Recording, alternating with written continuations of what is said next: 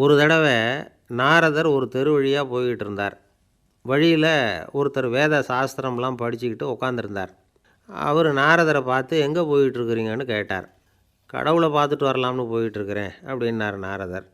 அப்படின்னா அவர்கிட்ட எனக்கு எப்போ முக்தி கிடைக்கும்னு கேட்டுட்டு வாங்களேன் அப்படின்னார் இவர். சரி கேட்டு வரேன் அப்படின்னு சொல்லிவிட்டு நாரதர் நடந்தார். கொஞ்சம் தூரத்தில் ஒரு மரத்தடியில் ஒரு தொழிலாளி செருப்பு தைச்சிக்கிட்டு உட்காந்துருந்தார். அந்த ஆளும் அதே மாதிரி கேட்டுக்கிட்டார். எனக்கு எப்போ முக்தி கிடைக்கும்னு கடவுள்கிட்ட கேட்டுக்கிட்டு வாங்களேன்னார். அவர்கிட்டையும் சரின்னு சொல்லிவிட்டு நாரதர் நேராக வைகுண்டத்துக்கு வந்து சேர்ந்தார். கடவுளை பார்த்தார். இவங்க 2 பேரும் சொல்லி அனுப்பின விஷயத்தை பற்றி கேட்டார். அதுக்கு கடவுள் சொன்னார், அந்த செருப்பு தைக்கிற தொழிலாளி உடல் நீத்ததும் உடனே என்னை வந்து அடைவான். ஆனால் அந்த சாஸ்திரம் படித்த ஆள் இப்போதைக்கு என்கிட்ட வந்து சேரமாட்டான். அவன் இன்னமும் பல பிறவிகள் எடுத்து அங்கேயே இருக்க வேண்டியிருக்குது. எப்போ இங்கே வந்து சேருவான்னு எனக்கே தெரியாது அப்படின்னார். நாரதருக்கு இதோட ரகசியம் என்னங்கிறது புரியல. எனக்கு ஒன்றும் புரியலையேன்னாரான் கடவுள்கிட்ட. சீக்கிரம் புரிஞ்சுக்குவேன், நீ திரும்பி போகிறப்போ நான் இங்கே வைகுண்டத்தில் என்ன செஞ்சுக்கிட்டு இருக்கேன்னு கேட்டால், ஒரு ஊசியின் துவாரத்தில் ஒரு யானையை கோத்துக்கிட்டு இருக்கிறேன்னு அவங்கக்கிட்ட சொல்லு அப்படின்னார் கடவுள் சிரிச்சுக்கிட்டே. நாரதர் பூமிக்கு திரும்பினார். கடவுளை பார்த்தீங்களா, எப்படி இருக்கார் அப்படின்னு விசாரித்தார் வேத சாஸ்திரம் படித்தவர். ஓ பகவானா, அவர் யானையை ஊசியின் காதில் நுழைச்சிக்கிட்டு இருக்கிறார் பார்த்தேன்னார் நாரதர். ஊசி காதில் யானையா, அது எப்படி முடியும்? நீங்கள் சொல்கிறத நான் நம்ப மாட்டேன்னு விட்டார் அவர். சரி, இந்த ஆளுக்கு இறைவன் பேரில் நம்பிக்கை இல்லை அப்படிங்கிறத நாரதர் புரிஞ்சுக்கிட்டார். அடுத்தபடியாக அந்த தொழிலாளி இருந்த இடத்துக்கு போனார். இறைவனை பார்த்தீங்களான்னு கேட்டார் அவர். பார்த்தேன், ஒரு ஊசி துவாரத்தில் யானையை கோத்துக்கிட்டு இருந்தார் அப்படின்னு சொல்லிவிட்டு நாரதர் அந்த ஆள் முகத்தை கவனித்தார். அந்த தொழிலாளி இதை கேட்டுட்டு கொஞ்சம் கூட ஆச்சரியப்படலை. அவரால் முடியாத காரியம் கூட உண்டானார். என்ன இப்படி சொல்கிற, ஊசியின் துவாரத்தில் யானையை கோக்க முடியும்னு நீ நம்புறியா அப்படின்னு கேட்டார் நாரதர். நிச்சயமாக நம்புகிறேன்னார் அவர். அது எப்படி அப்படின்னு கேட்டார் இவர். இதோ பாருங்கள், நான் இந்த ஆலமரத்தடியில் தான் தினமும் உட்காந்துருக்கிறேன். தினமும் இந்த மரத்திலிருந்து எவ்வளவோ பழம் கீழே விழுது.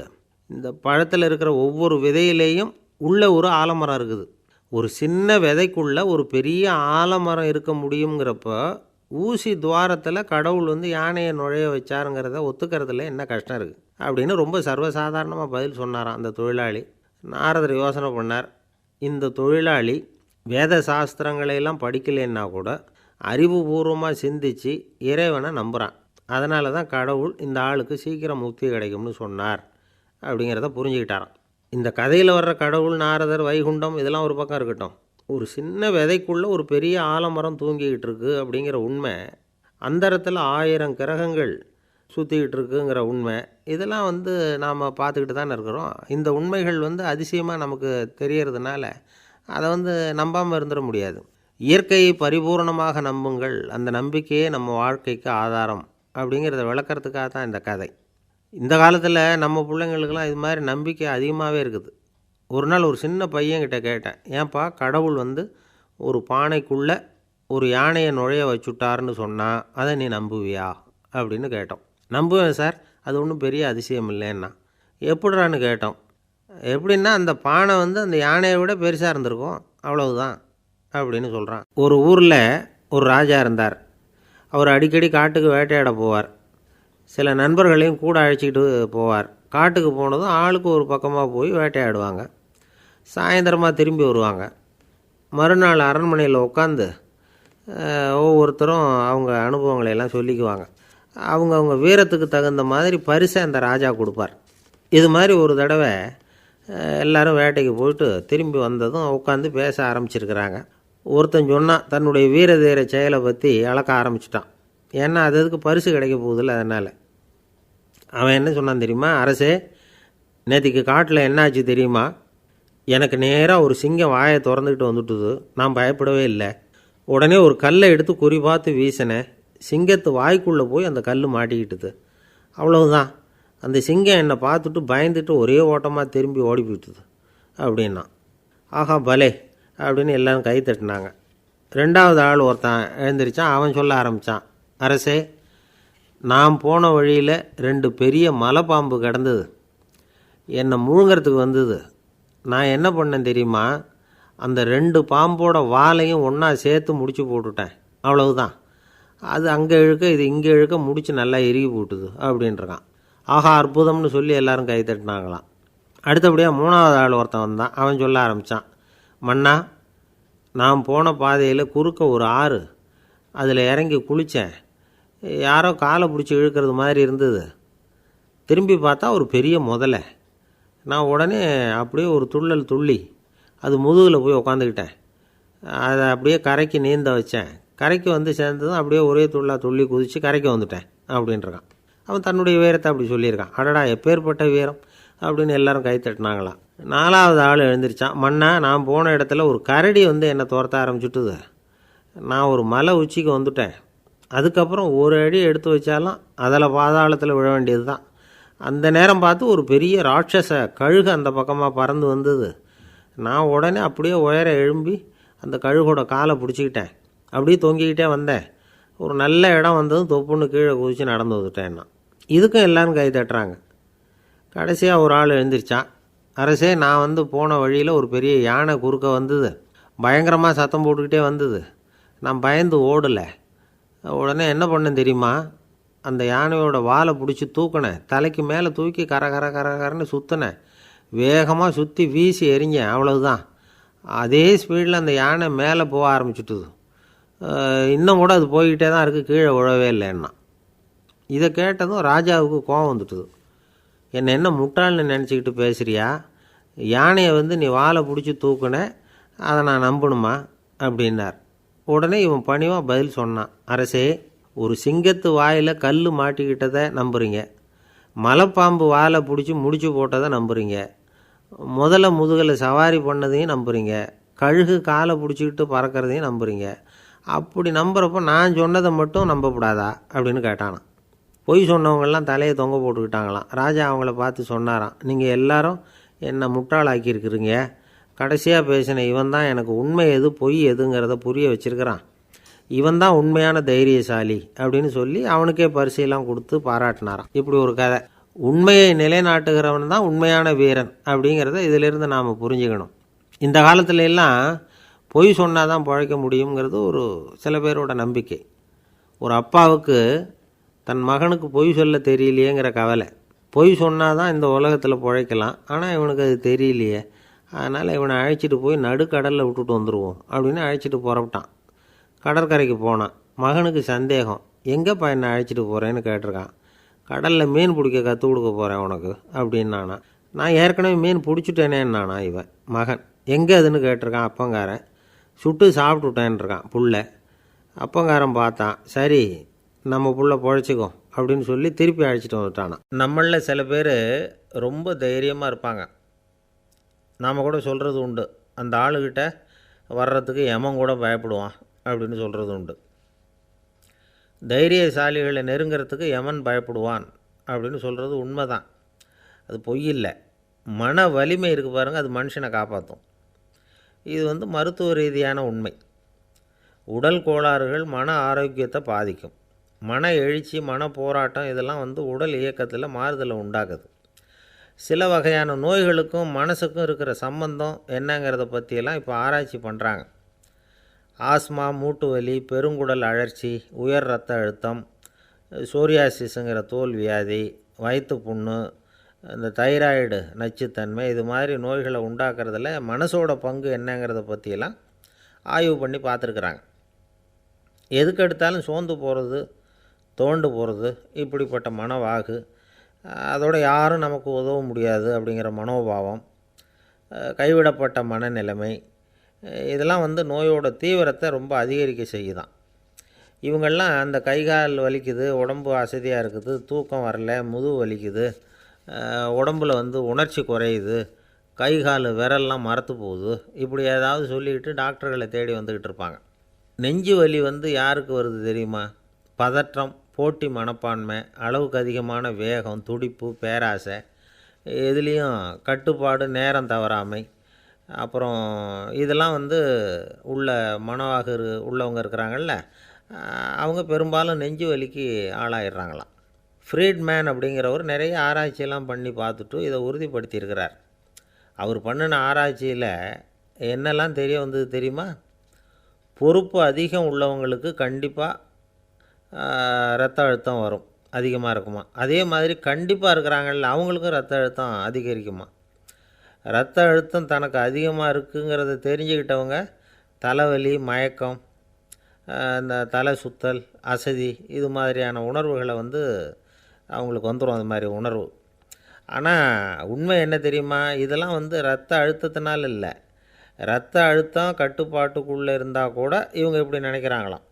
இதுக்கு காரணம் மனசு தான் அப்படிங்கிறார் அவர். சில பேர் எப்படி தெரியுமா? ஒருத்தர் மாரடைப்பால் இறந்து போனார் அப்படின்னு கேள்விப்பட்டால் போதும், இறந்து போகிறதுக்கு காரணம் இதயம்தான் அப்படிங்கிற பீதியால், இதய தளர்ச்சி அப்படிங்கிற மனநோயால் பாதிக்கப்படுறார். இவங்கெல்லாம் அடிக்கடி தங்களுடைய இதய பகுதியை தொட்டு பார்த்துக்குவாங்க, நாடியை பிடிச்சி பார்த்துக்குவாங்க. அடிக்கடி மூச்சை உள்ளுக்கு இழுத்து வெளியில் விட்டு வலி வருதா அப்படின்னு பார்த்துக்கிட்டு இருப்பாங்க. வேறு எங்கேயாவது வலிச்சா கூட நெஞ்சை வலிக்குதா அப்படின்னு பார்ப்பாங்க. நெஞ்சு வலிக்குதுன்னு கூட சில பேர் சொல்ல ஆரம்பிச்சிருவாங்க.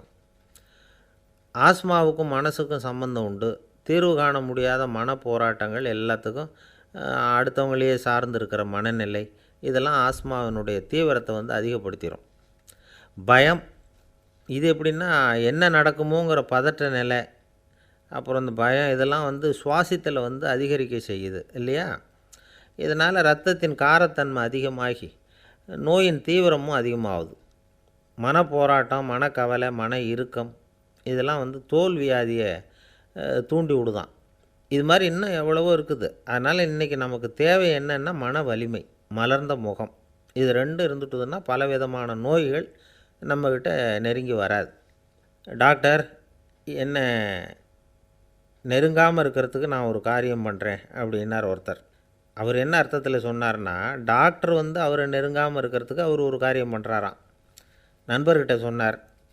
நண்பர் கேட்டார், அது என்ன காரியம் பண்ணுற அப்படின்னு கேட்டார். தினம் ஒரு ஆப்பிள் பழம் சாப்பிட்றேன்னார் அவர். ஏன்னா ஆங்கிலத்தில் ஒரு பழமொழி சொல்லுவாங்கள்ல, an apple a day keeps doctor away அப்படிம்பாங்க. ஒரு ஆப்பிள் பழம் சாப்பிட்டா டாக்டர் விலகியே இருப்பார், டாக்டர்கிட்ட போக வேண்டிய அவசியம் இருக்காது அப்படிங்கிறதுக்காக அந்த பழமொழி சொல்கிறது. என்ன, நான் யாருமே நெருங்காமல் இருக்கிறதுக்கு நான் ஒரு காரியம் பண்ணுறேன்னார் இன்னொருத்தர். டாக்டர் நெருங்காமல் இருக்கிறதுக்கு ஆப்பிள் பழம் சாப்பிட்றேன்னார் அவர். என்னை யாருமே நெருங்காமல் இருக்கிறதுக்கு நான் ஒரு காரியம் பண்ணுறேன்னார் இன்னொருத்தர். அது என்னன்னு கேட்டோம். தினம் ஒரு பூண்டு சாப்பிட்றேன்னார். ஏ கார்லிக் எ டே கீப்ஸ் எவ்ரிபடி அவே அப்படின்னு அதுக்கு ஒரு புது விளக்கமும் கொடுத்தார். என்னை விட யோக்கியம் இந்த உலகத்தில் வேறு யாரும் இல்லை சார் அப்படின்னார் ஒருத்தர். அவரை விட அயோக்கியன் வேறு யாரும் இருக்க முடியாதுங்கிற முடிவுக்கு கேட்டவங்க வந்துட்டாங்களாம்.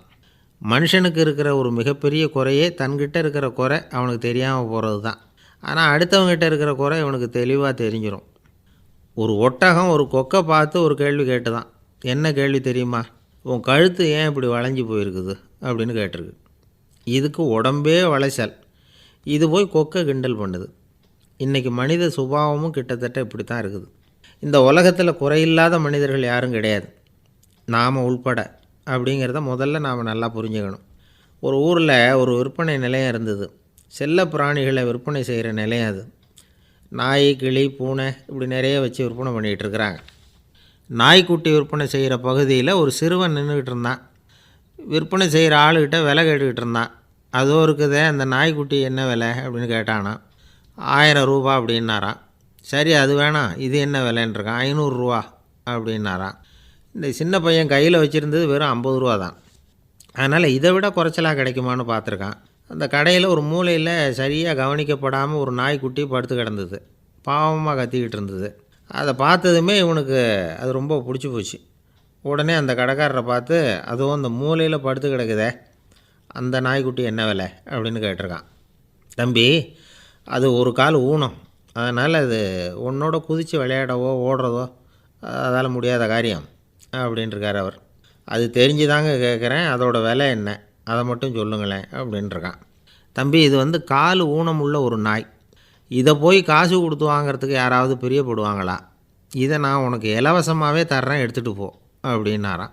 இதை கேட்டதும் அந்த சிறுவனுக்கு கோவம் வந்துட்டு தான். நீங்கள் ஒன்றும் சும்மா கொடுக்க வேணாம், இந்தாங்க 50 ரூபா, இதை வச்சுக்கிட்டு நாய்க்குட்டியை கொடுங்க அப்படின்ட்டுருக்கான். அவருக்கு ஒன்றும் புரியல, ஆச்சரியமாக இருந்தது. சரின்னு பணத்தை வாங்கிட்டு நாய்க்குட்டியை தூக்கி கொடுத்தார். அந்த சிறுவன் அந்த நாய்க்குட்டியை 2 கையாலையும் வாங்கினா, மார்போடு பிரியமாக சேர்த்து அணைச்சிக்கிட்டான். தெருவில் இறங்கி நடக்கிறான். அப்படி நடக்கும்பொழுது தான் பார்க்குறார், கடைக்காரர் வந்து ஆச்சரியமாக அவனை பார்க்குறார். அப்போ தான் அவருக்கு ஒரு விஷயம் புரியுது. அந்த சிறுவன் தெருவில் நாய்க்குட்டியை மார்போடு அணைச்சிக்கிட்டு விந்தி விந்தி நடந்து போய்கிட்டு இருக்கிறான். ஆமாம், அவனுக்கும் ஒரு கால் ஊனம். இந்த நாய்க்குட்டியை யாருமே வாங்க மாட்டாங்கன்னு நினச்சிக்கிட்டு இருந்தார். குறையுள்ள அதுக்கும் ஒரு எஜமானன் கிடச்சிட்டான். அதனால் ஊனம் ஒரு குறை இல்லை அப்படிங்கிற உண்மையை அந்த கடைக்காரர் புரிஞ்சுக்கிட்டாராம். நம்மால் ஒருத்தர் கொஞ்சம் வயசானவர், எழுந்திரிச்சு சரியாக நடக்க முடியாது, சாய்வு நாற்காலியிலேயே எப்பவும் உட்காந்துருப்பார். அவர் தனக்கு துணையாக ஒரு நாயை பக்கத்தில் வச்சுருந்தார். அதுவும் ரொம்ப வயசான ஒரு நாய், எழுந்திரிக்கவே சிரமப்படும், நடக்கவும் முடியாது. அவர் பக்கத்துலேயே இதுவும் சோர்ந்து போய் படுத்து கிடக்கும். அந்த பெரியவரை பார்க்க வந்த ஒருத்தர் கேட்டார், ஏங்க, ஒரு சின்ன பையனை உங்களுக்கு துணையாக வச்சுக்கப்படாதா? இந்த நாயை உங்களுக்கு பாதுகாப்பாக வச்சுருக்கிறீங்களே, உங்களுக்கு ஒரு ஆபத்துன்னா இது எப்படி உங்களுக்கு உதவ முடியும் அப்படின்னார். அப்போ அவர் சொன்னாராம், எனக்கு ஒரு ஆபத்துன்னா அந்த சமயத்தில் இந்த நாய் என்னை தனியாக விட்டுட்டு ஓடி போயிடாமல் இருக்கணும்ல, அதுக்காக தான் இதை நான் வச்சுருக்கிறேன் அப்படின்னாராம். ஒரே ஒரு ஊரில் ஒரு ராஜா இருந்தார். அவர் பேரில் மக்களுக்கு ரொம்ப மரியாதை. அவ்வளவு நல்லா ஆட்சி புரிஞ்சிக்கிட்டு வந்தார். அவருக்கு வயசாகிட்டுது. அதனால் ஒரு நாள் அமைச்சரை கூப்பிட்டார். இதை பாருங்கள், எனக்கு வயசாகிட்டுது, அதனால் இந்த அரச பொறுப்பையெல்லாம் நீங்கள் ஏற்றுக்குங்க அப்படின்னார். அதுக்கப்புறம் ராணியை கூப்பிட்டார். வா, நாம் இனிமேல் இங்கே இருக்க வேணாம், காட்டுக்கு போய் தவம் பண்ணலாம் அப்படின்னு கூப்பிட்டார். இந்த செய்தி மக்களுக்கு அறிவிக்கப்பட்டது. மக்கள் உடனே கூட்டம் கூட்டமாக அரண்மனைக்கு வர ஆரம்பிச்சிட்டாங்க. மன்னரை போய் பார்க்குறாங்க. அரசே, தாங்கள் வந்து எங்களுக்கு தந்தை மாதிரி. நீங்கள் காட்டுக்கு போயிட்டால் நாங்கள்லாம் இங்கே எப்படி இருக்க முடியும்? எங்களுக்கெல்லாம் எந்த துன்பமும் இல்லாமல் பார்த்துக்கிட்டு வர்றீங்க. இது மாதிரியான ஒரு அரசாட்சி இல்லைன்னா மக்கள் வந்து வாழ்ந்து என்ன பயன் அப்படின்னாங்க. இருந்தாலும் என்ன பண்ணுறது, வயசாயிட்ட காரணத்தினால இந்த முடிவுக்கு வர வேண்டியிருக்குது அப்படின்னாராம் ராஜா. அப்படின்னா நீங்கள் காட்டுக்கு போக வேணாம், நாங்கள் போகிறோம். நாங்கள் அங்கே போய் தவம் பண்ணுறோம், வழிபாடு பண்ணுறோம், கடவுள் வருவார், அவர்கிட்ட வரம் வாங்கிட்டு வந்துடுறோம் அப்படின்னாங்களாம். அப்படி சொல்லிவிட்டு உடனே எல்லோரும் காட்டுக்கு போனாங்க.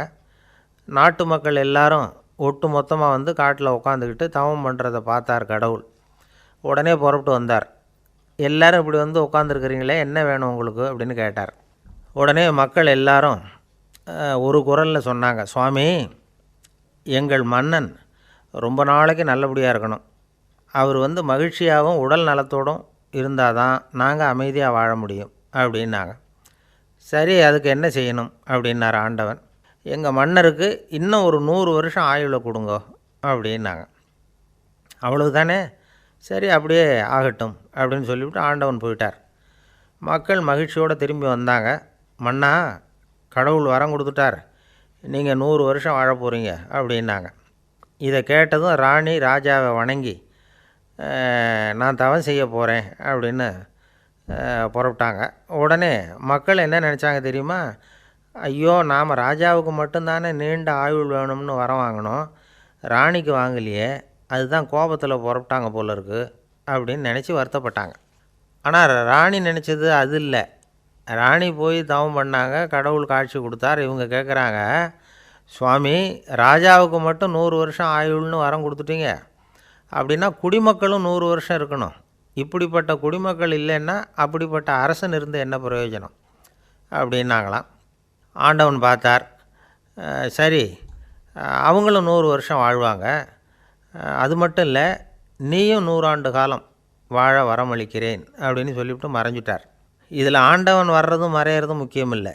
இதில் கவனிக்க வேண்டியது ஆள்கிறவனின் விசால மனம், குடிமக்களின் விசால மனம், ஆள்கிறவன் மனைவியினுடைய விசால மனம். இப்படி ஒரு நாடு இருந்துட்டுதுன்னா எப்படி இருக்கும் வாழ்க்கை நினச்சி பாருங்கள். அதனால தான் பெரியவங்கள்லாம் சொல்கிறாங்க, இதய வாசல் திறந்தே இருக்கணும், இதயத்தின் கதவுகளை மூடாதீங்க அப்படின்னு சொல்லுவாங்க. என்கிட்ட ஒருத்தர் சொன்னார், என்னுடைய இதய வாசல் எப்போவும் திறந்தே தான் இருக்குதுன்னார். எதனால் அப்படி சொல்கிறீங்க அப்படின்னு கேட்டோம். டாக்டரே சொல்லிவிட்டார், என்னுடைய இதயத்தில் ஒரு ஓட்டை இருக்குது அப்படின்னு, வால்வு சரியில்லையா அப்படிங்கிறார். ஒரு ஜென் துறவி, அவருக்கு ரொம்ப வயசாகிட்டுது, கடைசி காலம். நண்பர்களெல்லாம் கூப்பிட்டார். நண்பர்களே, நான் வந்து வித்தியாசமான முறையில் சாகணும்னு ஆசைப்பட்றேன், அதுக்கு ஏதாவது யோசனை சொல்லுங்களேன் அப்படின்னு கேட்டாராம். நண்பர்கள் சிரித்தாங்க. என்ன பேச்சு பேசுகிறீங்க, சாவறதுங்கிறது என்ன விளையாட்டு கத்தனமான காரியமா அப்படின்னு கேட்டிருக்காங்க.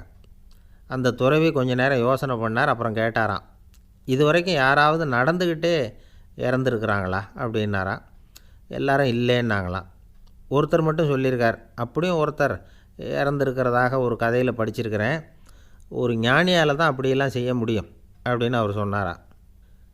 சரி அப்படின்னா அந்த முறை நமக்கு வேணாம், நின்றுக்கிட்டே யாராவது உயிரை விட்டுருக்காங்களா அப்படின்னு விசாரித்தாராம். அப்படியும் ஒருத்தர் இறந்துருக்கிறார் அப்படின்னாங்களாம். மறுபடியும் அந்த துறவி யோசனை பண்ணியிருக்கிறார், ஏதாவது வித்தியாசமான முறையில் நாம் போகணும் அப்படிங்கிறது அவருடைய விருப்பம். மனிதன் எப்படி வாழ்கிறானோ அப்படி இறப்பது தான் நல்லது. சரி, யாராவது தலைகீழாக யோகம் செய்யும் நிலையில் இறந்துருக்கிறாங்களா அப்படின்னு விசாரித்தாராம். நண்பர்கள் சிரித்தாங்க. தலைகீழாக நின்னபடி இறந்ததாக நாங்கள் கேள்விப்பட்டதே இல்லை, அது முடியாத காரியம் அப்படின்ட்டுருக்காங்க. இப்போ அந்த துறவிக்கு திடீர்னு உற்சாகம் வந்துட்டுது. உடனே எழுந்திரிச்சார், தலைகீழாக நின்னார், அப்படியே உயிரை விட்டுட்டார். அவ்வளோதான். அந்த மடாலயத்தில் ஒரே குழப்பம், எப்படி அவரை கீழே இறக்கி படுக்க வைக்கிறது அப்படின்னு புரியல. இப்படி உயிர் விடுறதை பற்றி அவங்க இது வரைக்கும் கேள்விப்பட்டதும் இல்லை. உண்மையிலேயே இவர் இறந்து தான் போனாராங்கிறதும் தெரியல. சோதித்து பார்த்தாங்க, இதய துடிப்பு, நாடி துடிப்பு எல்லாம் நின்று போயிருந்தது. இவர் எப்பவும் இப்படி தான், என்ன பண்ணுறது இப்போது அப்படின்னு சொல்லி எல்லோரும் குழம்பிக்கிட்டு இருக்கிற சமயத்தில் ஒரு பெரிய ஒரு யோசனை சொன்னார். இந்த துறவியோட மூத்த சகோதரி பக்கத்து மடாலயத்தில் இருக்கிறாங்க, அவங்கள இங்கே அழைச்சிட்டு வந்தால் ஏதாவது வழி கிடைக்கும் அப்படின்னார். அந்த அம்மாவுக்கு 90 வயசு. அழைச்சிட்டு வந்தாங்க. ஒரு குச்சியை ஊன்றிக்கிட்டு அப்படியே மெதுவாக நடந்து வந்தாங்க. தம்பி, தலைகீழாக நின்று உயிர் விட்டு இறக்கிறத பார்த்தாங்க. தம்பின்னு கூப்பிட்டு பார்த்தாங்க, ஒன்றும் காணோம். உடனே என்ன பண்ணாங்க, தன்னுடைய கைத்தடியால் தம்பியோட உடலை ஒரு தட்டு தட்டினாங்க. ஏப்பா, சாகிறப்பவும் உன்னுடைய குறும்புத்தனத்தை விடலையா? இப்படியாடா சாகிறது, ஒழுங்காக செத்து தொலை அப்படின்னாங்களாம். அவ்வளவுதான். உடனே அந்த துறவி திரும்பி நேராக நின்னார். அக்கா, கோவப்படாத, நான் ஒழுங்காக சாகிறேன், எப்படி செத்தா என்ன, எல்லாம் எனக்கு ஒன்று தான் அப்படின்னு சொல்லிவிட்டு அப்படியே தரையில் படுத்து உயிரை விட்டாராம். அதுக்கப்புறம் அந்த அம்மா கோலை கையில் எடுத்துக்கிட்டு அப்படியே திரும்பி கூட பார்க்காம அவங்க பாட்டுக்கு போயிட்டாங்களாம். மரணத்தை ஒரு விளையாட்டாக ஆக்கிய அந்த துறவிக்கு வாழ்க்கையே ஒரு விளையாட்டாக தான் இருந்திருக்குது. எந்த நோக்கமும் இல்லாமல் செயல்படுறதுன்னா என்னங்கிறதும் அவருக்கு தெரிஞ்சிருக்குது. பயனை எதிர்பார்க்காமல் பணி செய்து வாழ்ந்து மறைந்த மகான் அவர். தம்முடைய தொழிலை விளையாட்டு போல் செய்ய தெரிஞ்சவருக்கு வாழ்க்கையே ஒரு விளையாட்டாக மாறிடும். எல்லாமே விளையாட்டாகி விடுகிற போது மரணமும் விளையாட்டாகிவிடும் அப்படிங்கிறது தான் அந்த தத்துவம். ஆனால் அதுக்கு முன்னாடி உங்களுக்குள்ளே இருக்கிற உண்மையான நடிகனை நீங்கள் அடையாளம் கண்டுபிடிக்கணும். நீங்கள் நடிக்க வேண்டியதே இல்லை, நீங்கள் ஏற்கனவே நடிச்சுக்கிட்டு தான் இருக்கிறீங்க. நீங்கள் இந்த உண்மையை தெரிஞ்சுக்கணும், அவ்வளவுதான். இதுதான் ஞானிகளுடைய கருத்து. நீங்கள் தெருவில் நடந்து போயிட்டுருக்கிறீங்க, எதிரில் வர்றவர் உங்களை பார்த்து எப்படி இருக்கிறீங்கன்னு கேட்குறார். நல்லா இருக்கிறேங்கிறீங்க. உண்மையிலேயே நாம் நல்லா இருக்க மாட்டோம், ஏதாவது உடம்புல கோளாறு இருக்கும். ஆனால் அப்படி சொல்லுவோம், நல்லா இருக்கிறேன் அப்படின்னு. அது நடிப்பு தானே. உங்களை சந்தித்ததில் ரொம்ப மகிழ்ச்சி அப்படின்னு சொல்கிறோம். உடனே கொஞ்சம் நிதானமாக யோசித்து பாருங்கள், உண்மையிலேயே உங்கள் மனசு மகிழ்ச்சி அடைஞ்சுட்டுதா? அது நடிப்பு தானே. வாழ்க்கையை சரியாக புரிஞ்சுக்கிட்டால் எல்லாமே நடிப்புங்கிறது புரியும். கல்யாண பத்திரிக்கை அனுப்பியிருந்தேனே, ஏன்டா வரலன்னு கேட்டான் ஒருத்தன்.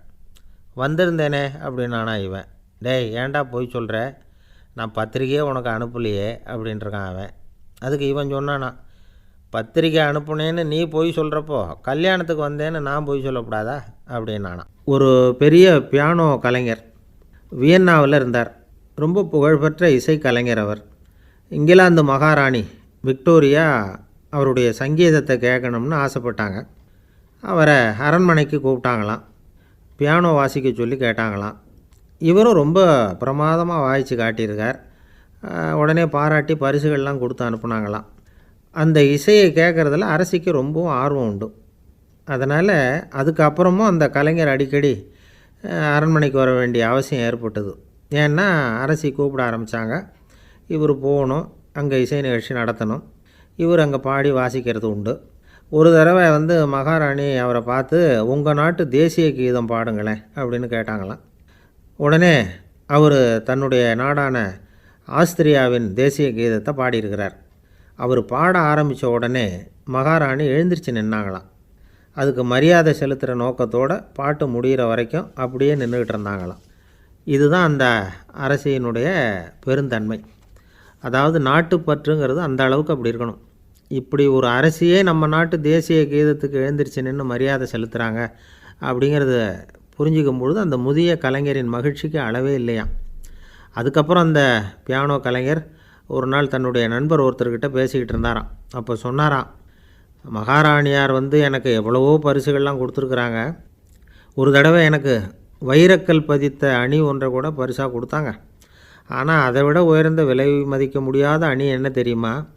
நான் என்னுடைய நாட்டு தேசிய கீதத்தை நான் பாடுறப்போ அவங்க எழுந்திரிச்சு நின்று மரியாதை செலுத்தினாங்களே, அதுதான் எனக்கு கிடைச்ச மிகப்பெரிய பரிசு அப்படின்னாராம். எனக்கு தெரிஞ்ச சங்கீத வித்வான் ஒருத்தர் இருக்கார். சமீபத்தில் ஒரு நாள் அவரை பார்த்தேன். எப்படி போயிட்டுருக்கு உங்கள் தொழில் அப்படின்னு கேட்டேன். ரொம்பவும் வித்தியாசமாக போயிட்டுருக்குங்க அப்படின்னார். என்ன சொல்கிறீங்க அப்படின்னேன். முன்னாடியெல்லாம் நான் பாடினா எதிரில் இருக்கிறவங்க தான் எழுந்திரிச்சு போயிட்டு இருந்தாங்க. இப்போ எப்படின்னா நான் பாட ஆரம்பிச்சுட்டா உடனே பக்கவாத்தியக்காரனே எழுந்திரிச்சு போயிடுறான் அப்படின்னார் ரொம்ப வேதனையோட. ஒரு ஊரில் ஒரு ராஜா இருந்தார். பெரிய அரண்மனையில் தான் இருக்கிறார். எல்லா வசதியும் இருந்தது. இருந்தாலும் அவர் எல்லாரும் சொல்கிறது எப்படி தெரியுமா? பிச்சைக்கார ராஜா. அப்படி ஒரு பேர் அவருக்கு நிலச்சி போச்சு. ஜனங்களும் சரி, மற்ற தேசங்களில் உள்ளவங்களும் சரி, அவர் அந்த பேர் சொல்லியே குறிப்பிடுறது வழக்கமாக போட்டுது. இது அவருக்கு ரொம்ப கவலையாக போச்சு. என்ன இது, நம்மளை தேடி வர்றவங்களுக்கெல்லாம் நாம் சோறு போடுறோம். நம்ம புகழ்ந்து பாடல் ஏற்றி கொண்டு வர்ற புலவர்களுக்கெல்லாம் அவங்க எப்படி வந்தாலும் ஒருவேளை சோறு போடணுங்கிறது உத்தரவு. இவ்வளவுலாம் செஞ்சும் நம்மளை போய் பிச்சைக்கார ராஜான்னு எல்லாரும் சொல்கிறாங்களே, அது ஏன்? எதுக்காக இப்படி சொல்கிறாங்க? இதுதான் ராஜாவுக்கு குழப்பம். சரி, இதை பற்றி நம்ம அமைச்சர்கள்கிட்ட கேட்கலாமா அப்படின்னு யோசனை பண்ணார். இந்த விஷயத்தை போய் அவங்கக்கிட்ட எப்படி கேட்குறதுன்னு அவருக்கு தயக்கமாக இருந்தது. கௌரவ குறைச்சலாக தெரிஞ்சுது அவருக்கு. சரி, சாதாரண குடிமக்கள்கிட்ட இதை பற்றி கேட்கலாமா அப்படின்னு யோசனை பண்ணார். கேட்கலாம். ஆனால் அவங்க யாரும் ராஜா முன்னாடி வந்து நின்று தைரியமாக பேசக்கூடிய அளவுக்கு இல்லை. ராஜாவோட குழப்பம் நாளுக்கு நாள் அதிகமாக போச்சு. கடைசியாக அவர் ஒரு முடிவுக்கு வந்தார். அதாவது இதை பற்றி ஒரு பிச்சைக்காரங்கிட்டே கேட்டு பார்த்துட்டா என்ன. இதுதான் அவர் பண்ண முடிவு. உடனே மாறு வேஷம் போட்டுக்கிட்டு நகர்வலம் போனார். ஒரு பிச்சைக்காரனை கண்டுபிடிச்சார். இதை பாருப்பா, நம்ம ராஜாவை எல்லாரும் பிச்சைக்கார ராஜான்னே சொல்கிறாங்களே, அதுக்கு என்ன காரணமாக இருக்கும் அப்படின்னு கேட்டார். அதுக்கு அவன் சொல்கிறான், இதுக்கான பதிலை இன்னும் ஒரு 30 நாளில் சொல்கிறேன் அப்படின்னா. உடனே இவருக்கு சந்தோஷம். உண்மையை அவங்ககிட்ட சொன்னார். நான் வேறு யாரும் இல்லை, நான் தான் இந்த நாட்டு ராஜா. இப்போ நீ என் கூடவே வந்துடு, அரண்மனையிலேயே தங்கிக்கோ. 30 நாள் கழித்து எனக்கு பதில் சொல்லிவிட்டு அதுக்கப்புறமா நீ போகலாம் அப்படின்னு சொல்லி அழைச்சிட்டு வந்துட்டார். அரண்மனையில் ஒரு மூலையில் அவன் தங்கிறதுக்கு இடம் கொடுத்தார். தினம் 2 வேளையும் இவனுக்கு சோறு போடுங்க அப்படின்னு உத்தரவு போட்டார். ராஜா கொடுத்த இடத்துல போய் உக்காந்துக்கிட்டான் அந்த பிச்சைக்காரன். தினமும் அந்த அரண்மனையில் நடக்கிறதையெல்லாம் கவனிச்சிக்கிட்டு வந்தான். வேளைக்கு சாப்பாடு வரும், சாப்பிட்டுக்கிட்டு இருக்கான். இப்படி 30 நாள் முடிஞ்சுது. ராஜா வந்தார். என்ன, என்னோட கேள்விக்கு பதில் என்னன்னு கண்டுபிடிச்சிட்டியான்னார். கண்டுபிடிச்சிட்டேன்னா. என்ன எல்லாரும் பிச்சைக்கார ராஜான்னு சொல்கிறாங்களே, அது நியாயமாக படுதா உனக்குன்னு கேட்டார். நியாயமாக தான் படுது, சந்தேகம் இல்லாமல் நீங்கள் பிச்சைக்கார ராஜா தான். என்ன தான் நீங்கள் வசதியோடவும் படைபலத்தோடவும் இருந்தால் கூட நீங்கள் எங்கள் வர்க்கத்தை சேர்ந்த ஆசாமி தான் அப்படின்னு அடித்து சொல்லிவிட்டான் அந்த ஆள். ஏனால் அப்படி சொல்கிறேன்னு கேட்டார் இவர். அரசே, ஒரு உண்மையை கண்டுபிடிச்சி சொல்கிறதா நான் உங்ககிட்ட சொன்னேன். நீங்கள் ராஜ பரம்பரைன்னா உடனே உங்கள் கழுத்தில் கிடக்கிற முத்து மாலையை கழட்டி பரிசாக கொடுத்துருப்பீங்க, பொன்னையும் மணியையும் கொடுத்துருப்பீங்க. ஆனால் நீங்கள் அப்படி செய்யலை. என்னை ஒரு மூலையில் உட்கார வச்சு 2 வேளை சோறு போட சொன்னீங்க. உங்களை தேடி யார் வந்தாலும், யார் வந்து பாராட்டி பேசினாலும் அல்லது பிரச்சனைகளை சொன்னாலும் நீங்கள் செய்கிற ஒரே காரியம் சோறு போடுறது தான். பிச்சைக்காரனுக்கு சோறு மட்டும்தான் உலகம். உங்கள் விஷயத்துலேயும் நீங்கள் அப்படி தான் நினைக்கிறதாக தெரியுது. நல்லா கவனிங்க. எந்த ஒரு பிரச்சனைக்கும் சோறு தான் முடிவுன்னு நினைக்கிறீங்க பாருங்கள். நீங்கள் சந்தேகமில்லாத எங்களை சேர்ந்த ஆள் தான் அப்படின்னு விட்டான் அந்த பிச்சைக்காரன். அதுக்கப்புறம் தான் அந்த ராஜா தன்னுடைய தவறுகளையெல்லாம் திருத்திக்கிட்டாராம். பசின்னு வர்றவங்களுக்கு சோறு தான் போடணும், அது தப்பு இல்லை. பாராட்ட வர்றவங்களுக்கெல்லாம் சோத்தையே போட்டு அனுப்புனா இப்படி தான் பேர் வரும். எனக்கு தெரிஞ்ச ஒருத்தர் தினமும் யாராவது ஒருத்தரை தன் வீட்டுக்கு அழைச்சிட்டு போவார், சாப்பாடு போட்டு அனுப்புவார். முன்னறிவிப்பு இல்லாமல் திடீர்னு ஒரு விருந்தாளியோட வீட்டில் போய் இவர் நிற்கிறது வழக்கம். அந்த அம்மாவும் இவருக்காக தயார் பண்ணி வச்சுருந்ததை இவர் அழைச்சிட்டு வந்திருக்கிற விருந்தாளிக்கு போட்டுருவாங்க. விருந்தாளி சாப்பிட்டுட்டு போனதுக்கப்புறம் இவர் மனைவிகிட்ட உனக்கு சிரமம் வேணாம் அப்படின்னு சொல்லிவிட்டு பக்கத்தில் உள்ள ஒரு ஹோட்டலுக்கு போய் காசு கொடுத்து சாப்பிட்டுட்டு வந்துடுவார். பல நாள் இப்படி நடக்கும். ஒரு நாள் அவரை தனியாக கூப்பிட்டுக்கிட்டு போய் ஏன் இப்படி பண்ணுறீங்கன்னு கேட்டோம். அதுக்கு அவர் சொல்கிறாரு, எங்கள் வீட்டு சாப்பாட்டிலேருந்து தப்பிக்கிறதுக்கு எனக்கு வேறு வழி எதுவும் தெரியல சார், அதனால தான் இப்படி பண்ணிகிட்ருக்கிறேன் அப்படின்னார் ரொம்ப பரிதாபமாக. ஒருத்தன் எப்படி நடந்துக்கிறாங்கிறத வச்சு தான் அந்த ஆள் எப்படிங்கிறத நாம் முடிவு பண்ணுறோம். ஆளுமைன்னு சொல்கிறோம்ல, அதுக்கு சூழ்நிலைகளை ஆளுகின்ற தன்மை அப்படின்னு விளக்கம் கொடுக்குறார் ஒரு உளவியல் நிபுணர். சரி, ஒரு மனிதனுடைய ஆளுமையை உருவாக்குகிற விஷயங்கள் என்னென்ன? பிறப்பு, வளர்க்கப்பட்ட விதம், படிப்பு, நண்பர்கள், சமுதாயம், இப்படி நிறைய உண்டு. ஆளுமையின் அடிப்படையில் சில மனநோய்கள் உண்டாகுது. அதெல்லாம் என்னென்னங்கிறத தெரிஞ்சு வச்சுக்கிட்டோம்னா நம்ம கூட இருக்கிறவங்கள அடையாளம் கண்டுபிடிக்கிறதுக்கு அது ரொம்ப உபயோகமாக இருக்கும். ஃப்ரெனாய்டு ஆளுமை அப்படின்னு ஒன்று. இந்த கோளாறு உள்ளவங்க எப்படி இருப்பாங்க தெரியுமா? அதிக உணர்ச்சி, சந்தேகம், பொறாமை இதெல்லாம் அதிகமாக இருக்கும். வளைஞ்சு கொடுக்க மாட்டாங்க. அடுத்தவங்களோட இணக்கமான உறவு இருக்காது. அவங்க செய்கிற தப்புக்கெல்லாம் அடுத்தவங்களை குறை சொல்லிகிட்டு இருப்பாங்க. இது ஒரு ரகம். அடுத்தது ஸ்கிசாய்டு ஆளுமை அப்படின்னு சொல்கிறாங்க. இந்த கோளாறு உள்ளவங்க அடுத்தவங்களோட பழக கூச்சப்படுவாங்க. சின்ன வயசுலேயே இது ஆரம்பமாயிடுது. பகல் கனவுலேயே சஞ்சரிப்பாங்க. அவங்களுடைய விரோதம், கோபம் இதை கூட வெளியில் காட்டிக்க முடியாமல் இருப்பாங்க. இவங்களுக்கு அகமுகம், பிரச்சனைகள்லேருந்து ஒதுங்கி எதுலேயும் ஈடுபாடு இல்லாதவங்களாக இருப்பாங்க. இப்படி ஒரு ரகம். அடுத்தது சைக்ளோதமிக் ஆளுமை அப்படின்னு சொல்கிறாங்க. அது என்னென்னா, உணர்ச்சிகளில் ஏற்றத்தாழ்வு அதிகமாக இருக்குமா. சில சமயம் பார்த்தா மகிழ்ச்சியாக இருப்பாங்க, சில சமயம் சோகமாக உட்காந்துருப்பாங்க. அவங்க மனநிலைக்கு தகுந்த மாதிரி சமூக நிகழ்ச்சிகளில் பங்கெடுத்துக்குவாங்க. இன்னொரு வகை என்னென்னா எண்ணப்பீடிகை ஆளுமை அப்படின்னு பேர் வச்சுருக்கிறாங்க. அதுக்கு இவங்களுக்கெல்லாம் கரெக்டாக இருக்கணும், எல்லாம் சட்டத்திட்டம் எதுலேயும் ஒரு ஒழுங்குமுறை, இப்படி எதிர்பார்க்குற மனோபாவம். இவங்க எதிர்பார்ப்புக்கும் வரன்முறைக்கும் மற்றவங்க கட்டுப்படணும்னு நினைப்பாங்க. இந்த நிலைமை நீடித்தா என்ன ஆகும் தெரியுமா? அலைக்கழிக்கிற எண்ணங்கள் திரும்ப திரும்ப ஒரே செயலை செய்ய தூண்டுற மனத்தளர்ச்சிக்கு ஆளாயிடுறாங்க. அடுத்தது ஹிஸ்டீரியா ஆளுமை. சின்ன விஷயத்தையெல்லாம் பெருசுப்படுத்தி நாடகமாக்குற நடிகர்கள் இவங்க. உணர்ச்சி அதிகம் உள்ளவங்க. இவங்க மன எழுச்சியில் பக்குவமின்மை, குழந்தைத்தனம், முதிர்ச்சியின்மை எல்லாம் இருக்கும். தன்னலம் மிக்க குணம். பிறர் தன்னை மட்டுமே கவனிக்கணும்னு நினச்சி செயல்படுறது, இதெல்லாம் இவங்க அடையாளம். அடுத்த ரகம் எப்படின்னா வளர்ச்சியற்ற ஆளுமைன்னு சொல்கிறாங்க. அடுத்தவங்களோட இணங்கி போக முடியாதவங்க, அறிவு, மன எழுச்சி, சமூக உறவு இதில் எல்லாம் போதுமான வளர்ச்சியையும் நிறைவையும் பெற முடியாதவங்க. இவங்களால் வாழ்க்கையில் முன்னேற முடியாது. பிச்சைக்காரங்க, குற்றவாளிகள், இவங்ககிட்டெல்லாம் இது மாதிரியான ஆளுமை அதிகமாக இருக்குமா. அடுத்தது என்னென்னா சோர்வுடைய ஆளுமை. எதுலேயும் உற்சாகம் இல்லாமல் சோர்ந்து போயிருப்பாங்க. அதுக்கெல்லாம் நமக்கு வலிமை இல்லைப்பா அப்படின்னு சொல்லிகிட்டு இருப்பாங்க. சின்ன விஷயங்களுக்கெல்லாம் அதிர்ச்சி அடையிறது, வாழ்வின் சுவையை அனுபவிக்க முடியாதவங்க. இன்னொரு ரகம் இது கொதித்தெழும் ஆளுமைங்கிறாங்க. எதுக்கு எடுத்தாலும் ஆத்திரம், குரோதம், வன் செயல் இதிலெல்லாம் ஈடுபாடு, இப்படி உள்ளவங்க. நத்தை வகை ஆளுமை அப்படின்னு ஒன்று. அடுத்தவங்க மேலே விரோதம் இருக்கும், அடிக்கணுங்கிற எண்ணம் இருக்கும். ஆனால் அதை அப்படியே வெளியில் காட்டாமல் அதே சமயம் அமைதியான முறையில் வெறுப்பை வெளிக்காட்டுற ரகம். இவங்கெல்லாம் பேசாமல் கம்முன்னு இருந்துக்கிட்டே நினச்சதை நிறைவேற்றிக்கிடுவாங்க. முன்ஜாக்கிரதை ஆளுமை அப்படின்னு ஒரு ரகமாக. பாதுகாப்பின்மை, சந்தேகம், முழுமையின்மை, அறவேக்காட்டுத்தனம் இந்த மனப்போக்கு அதிகமாக இருக்கிறதுனால அகம்பாவம், புடிவாதம், எச்சரிக்கை எல்லாம் அளவுக்கு மீறி இருக்கும்.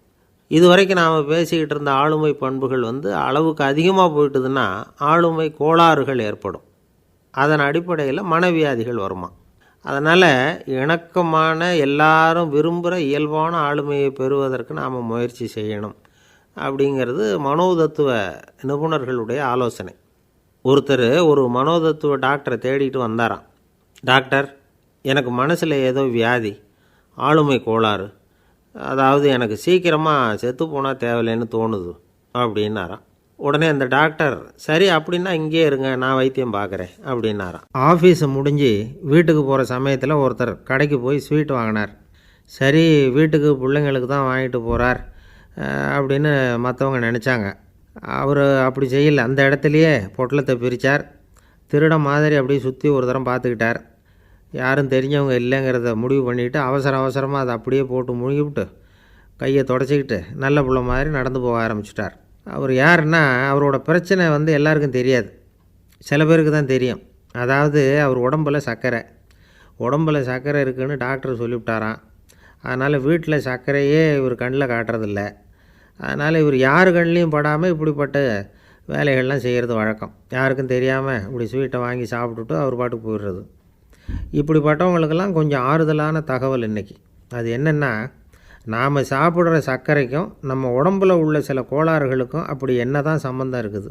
இதை பற்றி சமீபத்தில் சில ஆராய்ச்சிகள்லாம் நடந்திருக்குது. ஏன்னா சர்க்கரைன்னாவே விஷம் மாதிரி அதை பார்க்குறவங்களும் சில பேர் உண்டு. சின்ன பிள்ளைங்களுக்கு வயத்தில் பூச்சி உண்டாகிறதுலேருந்து பெரியவங்களுக்கு நீரிழிவு வர்ற வரைக்கும் எல்லாத்துக்கும் சர்க்கரை தான் காரணம்னு சொல்லிகிட்டு இருக்கிறோம். ஆனால் அந்த அளவுக்கு பயப்பட வேண்டிய அவசியம் இல்லை அப்படின்னு சொல்கிறாங்க. சர்க்கரை வியாதி, இருதய நோய், பித்த நீர்ப்பை நோய், இதெல்லாம் சில நோய்கள்லாம் நாம் சாப்பிட்ற சர்க்கரைக்கும் தொடர்பு இருக்குன்னு நினைக்கிறோம். ஆனால் அப்படி சம்பந்தம் உண்டுங்கிறதுக்கு போதுமான அளவுக்கு ஆதாரம் இல்லை அப்படிங்கிறாங்க ஆராய்ச்சியாளர்கள். ஒரே ஒரு சம்பந்தம் தான் உறுதியாக இருக்குதான். அதுவும் இந்த பல் சிதைவு அப்படின்னு இருக்கு இல்லையா, அந்த சர்க்கரை சாப்பிட்றதுக்கும் இந்த பல் சிதைவுக்கும் சம்பந்தம் இருக்குது அப்படிங்கிறத மட்டும் உறுதியாக சொல்கிறாங்க. சர்க்கரைன்னா நாம் சாப்பிட்ற ஜீனி மட்டும் இல்லை, பழம், காய்கறி, பால், தேன், இப்படி எல்லாத்துலேயும் அது இருக்குது. கேரட்டு கொடுக்குற சத்தில் 88% சர்க்கரை, ஆப்பிள் கொடுக்குற சக்தியில் 95% சர்க்கரை. இது ஜீனி சர்க்கரை, இது ஆப்பிள் சர்க்கரை அப்படிங்கிற வித்தியாசம்லாம் உடம்புக்கு கிடையாது. ரெண்டுமே உடனடியாக சக்தி கொடுக்குது. ஒரு ஸ்பூன் சர்க்கரையில் 16 கலோரி தான் சத்து இருக்குது. அதிகமாக சர்க்கரை சாப்பிட்டா நீரிழிவு வந்துருங்கிறது தப்பான ஒரு அபிப்பிராயம். டயபெட்டிஸுங்கிறது ஒரு மெட்டபாலிக் டிஸார்டர், அவ்வளவுதான். அதாவது நாம் சாப்பிட்ற சர்க்கரையை நம்ம உடம்பு திறமையாக உபயோகப்படுத்திக்க முடியல அப்படின்னு அர்த்தம்.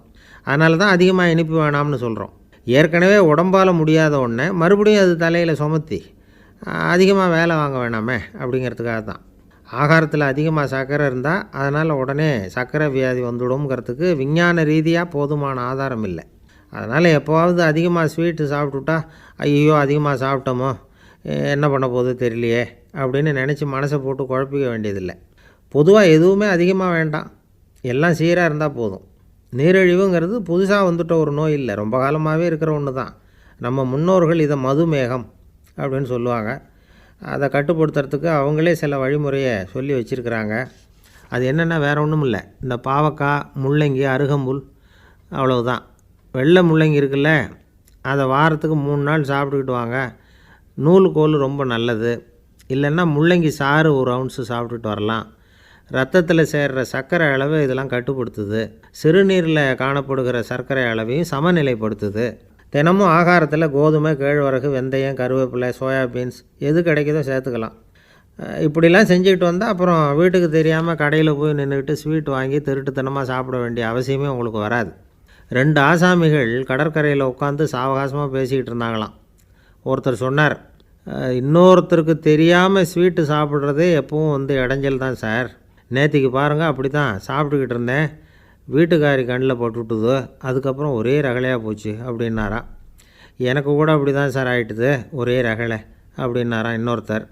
நீங்கள் சாப்பிட்டதும் உங்கள் வீட்டுக்காரங்க கண்ணில் போட்டுவிட்டுதா சார் அப்படின்னு கேட்டிருக்கார் இவர். அதுக்கு அவர் சொன்னாராம், அப்படி இல்லை சார், கடைக்காரர் கண்ணில் போட்டுவிட்டுதோ, நான் அவருக்கு தெரியாமல் அந்த ஸ்வீட்டை அவர் கடையிலேருந்து எடுத்திருந்தேன் அப்படின்னு விளக்கம் கொடுத்தாராம். இந்த காலத்து புள்ள ஒருத்தன் தன்னோட அப்பாவை பார்த்து சொன்னான், அப்பா, நான் உனக்கு உதவி செய்யலாம்னு நினைக்கிறேன், என்ன உதவி செய்யணும்னு சொல்லு அப்படின்னா. நீ சும்மா இருந்தால் அதுவே எனக்கு செய்கிற பெரிய உதவிடா அப்படின்னார் அப்பா. சும்மா இருக்கிறதும் ஒரு உதவி தான், அது மாதிரி மௌனமும் ஒரு சமூக சேவை தான் அப்படிங்கிறார் காஞ்சி பெரியவர். நமக்கு 5 புலன்கள் இருக்குது, மெய், வாய், கண், மூக்கு, செவி.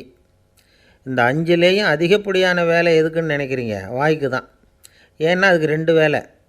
இப்போ கண்ணுக்கு பார்க்குறது மட்டும்தான் வேலை, காதுக்கு கேட்குறது மட்டும்தான் வேலை, மூக்குக்கு வாசனை அறியறது தான் வேலை, உடம்புக்கு உணர்றது மட்டும்தான் வேலை. ஆனால் வாய் அப்படி இல்லை, அதுக்கு 2 வேலை, சாப்பிட்றதும் அதுதான், பேசுகிறதும் அதுதான்.